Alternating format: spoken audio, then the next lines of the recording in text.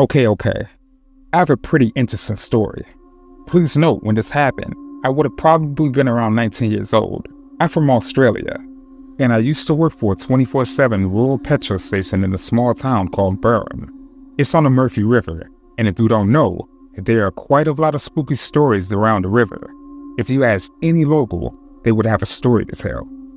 Anyway, when I started my job, I was told not to mind the shadows that you may see picked up on the security cameras. As these cameras were constantly recording, you can watch the cameras on a small TV behind the counter. My boss said that they would come and go around the petrol pumps, and sometimes the lights will go out over the pumps. He just told me to ignore it, and if I wanted to, you could just stay in the back room until a customer walks in. When I asked, why? What are they?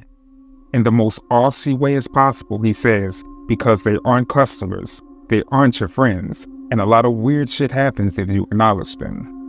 With this, I started my first graveyard shift. Lucky for me, they had to put someone else on the shift with me because I was new, but they didn't prepare me for that night. It goes to about 2 a.m. in the morning before things started to get weird. Every now and then, the fridge lights will flicker, or the radio will go in and out of static.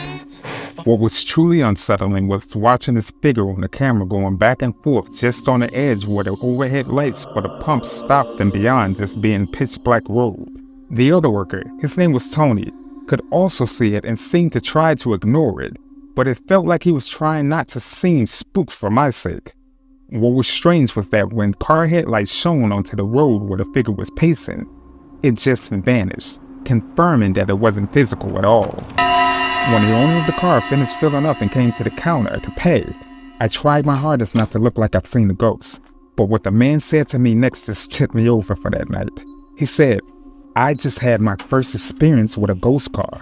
I seen its tail lights and then suddenly it was gone. Man, there's some creepy shit going out there in the bush tonight. That was the understatement of the year. Needless to say, I'm not ashamed to admit that I quit the job after 4 days, as I could not bring myself to work another night shift at that place. And still to this day, I don't know how anyone could. It was a wild experience. We fast forward a few months later, and I had gone to a mate's house for a bonfire on his parents' property. We call it the Gato. We would burn off garden waste and sit around and have a chat with a few beers and maybe a joint to share. It was always chill. It was mid-July, and it was quite cold outside. Now, this is a small town, so it's not uncommon to not know everyone, especially teenagers. So it was no surprise to see Tony from the petrol station at the Gato. I knew I had to pick this guy's brain for some content of what happened that night. As soon as I sat down to chat with him, we got to talking. I remember him saying, you got out of that place at the right time. I asked him, why is that? Did something happen? He then said, one of them managed to speak. I saw the shadow pacing and then it started to call my name. I remembered at this point that poor Tony looked really uncomfortable, and I remember his eyes getting teary when he started to say, it sounded like my mom. She passed away when I was 12. He struggled so hard to get the next part out. It showed up every night after that, using the same voice that asked me to come outside. I quit about 2 weeks after you did because of that, and I still can't get those voices out of my head. It sounded like my mom, but it was way too sinister. When he said that last part, I felt a chill all over my body. The kind that what you're being told is completely legit. Even if it wasn't a paranormal encounter, whatever Tony did hear or see really got to him. After that, a few more people joined in to the conversation. We ended up talking about our encounters and other things that we saw out in the bush. I now live in Meands in Brisbane. City life is completely different, but the paranormal doesn't stop. Ever since that night, I had a huge interest in the paranormal and started to find tools for skeptical thinking. I've learned pretty quickly that most of the time, paranormal activity can definitely be explained, but I do have a few more stories of encounters that I've had that I cannot explain to this day. But Barham will forever be the most haunted place I've ever lived. I'm convinced that the land is haunted there. I'm going back there in the winter, back to the petrol station to see if I can capture this encounter again. Good evening, everyone. If you happen to like our content, then please like, share, and subscribe. Subscribing is free. If you ever feel the need to change it, you can always do so. Make sure you hit the notification bell so that way you never miss any of our content. Now back to the video.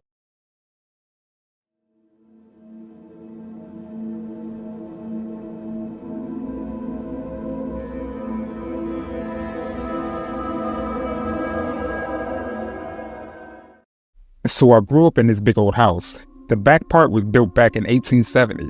That's where my bedroom was when I was a kid. Now, I never really believed in ghosts or anything like that, but when I was about 10, that all changed. My parents were off and out, and they'd have a babysitter to keep an eye on me. But this particular night, I was alone. The house was huge, like 75 square feet, so you can imagine how eerie it would get when you're all by yourself. Nothing really happened all that evening until I hit the sack. And then, while I'm laying there, I get woken up by the sound of the TV blaring from the front of the house. Now my room was all the way in the back, and the TV was on full blast like someone was trying to wake me up on purpose. So I dashed downstairs to turn it off. Must have accidentally set a timer on it or something, right? But as soon as I'm heading back up to my room, bam, it's on again. Full volume. That's when the fear starts creeping in. I switched it off again, but this time, I bolt back to my room, spent the rest of the night hiding under my blankets trying to shake off the creepiness. Eventually, I doze off, not for long. I'm jolted awake exactly at 3:15 a.m. by this strange sensation. It's like a mixture of warmth and coldness, and I swear it feels like someone is staring right through me. I glanced at my clock, and that's when I realized the significance of the time. But before I can wrap my head around it, I see her, standing right across from me in the room. There's this girl. She's not doing anything harmful, but man, she's spooky, yet strangely comforting. She's like there for me to reassure me that everything's okay. Years later, my dad uncovers this old chest hidden behind a wall in the original part of the house during renovations. Inside, there are photos of the house and some family members. But there's this one picture of 3 family members who lived in our house back in 1870. And guess what? I nearly pass out when I spot the girl from the room in the picture. She passed away when she was 10, same age as me back then. Ever since that day, I've been a believer. She's like my guardian angel watching over me. Crazy, huh?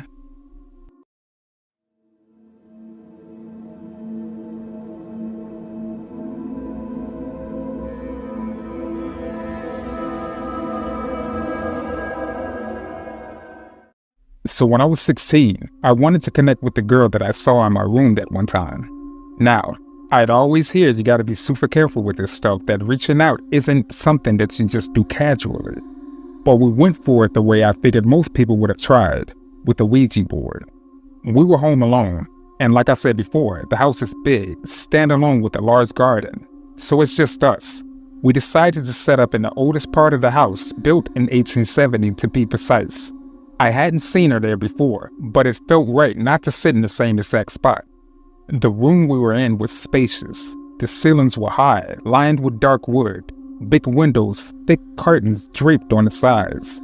We had some music going, loads of candles lit, and the fireplace crackled away.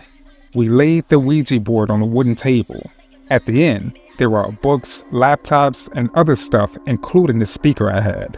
And then we started. After a few failed attempts to make contact, we were about ready to give up. But then it happened. I remember it like it was yesterday. The glass got cold, and this chill started creeping into my fingers. We looked at each other, wide-eyed. There was no backing out now. We had to keep going. I mustered up the courage and asked, "Is there anyone there?" And slowly, the glass started moving towards yes on the board. I couldn't believe it. I turned to my friend almost accusingly like, "You're not messing with me, right?" But then I saw the look in his eyes. This was real. So we kept going, asking questions about who she was, how old she was, when did she die, etc. And every answer matched up perfectly. Anna, 10 years old, passed away on July 31st, 1874. My last question was to Klinger. Where did I see you? And she replied, bedroom. I was blown away. Then my friend asked if he can ask something. I said sure. He looked me dead in the eye and asked, should we be afraid of you? The moment he said the last word, all the candles flickered. The room went icy cold. The fireplace seemed to lose its warmth, and the vibe was just not good. I jumped, looked at my friend like, what now? As we stared at each other, I heard my speaker on the other side of the table go off. The sound just cut out. We exchanged another look. Was this really happening? What do we do now? Then we both looked towards the speaker and the Apple logo on my closed MacBook lit up. Now I have to stress, it was closed.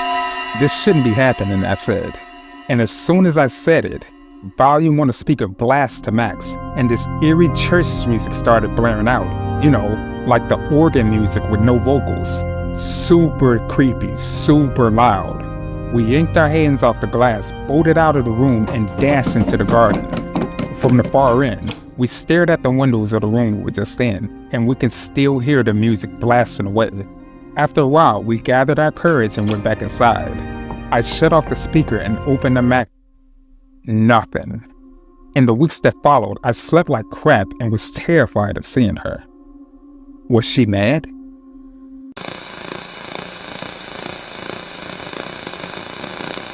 Good evening, everyone.